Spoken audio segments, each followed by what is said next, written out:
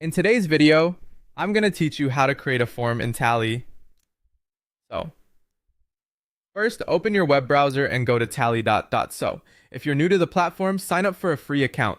If you already have an account, just log in. Once you're signed in, you'll land on your dashboard, which is where you can create and manage all of your forms. From the dashboard, click Create Form. At this point, you can either start from scratch or choose a template if you want a faster starting point.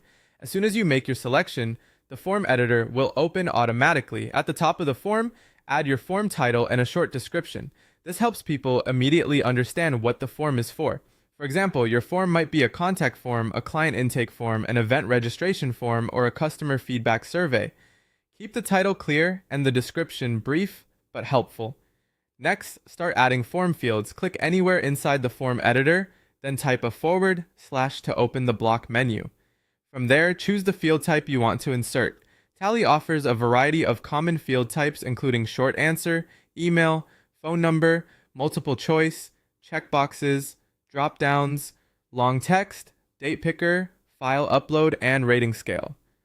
Choose the ones that best match the information you want to collect. After adding your fields, customize each question.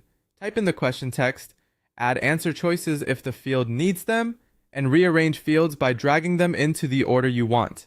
This is a good time to think about the respondent's experience and make the flow feel natural. If a question must be answered before submission, click on that field and enable the required option. This helps ensure you don't miss important information. To make the form easier to read, organize it with headings and dividers and use page breaks if you're building a longer multi-step form. Grouping related questions together can make the entire form feel much cleaner and easier to complete. If needed, you can also add conditional logic. This allows you to show or hide questions based on previous answers, which makes the form more personalized and avoids showing irrelevant questions.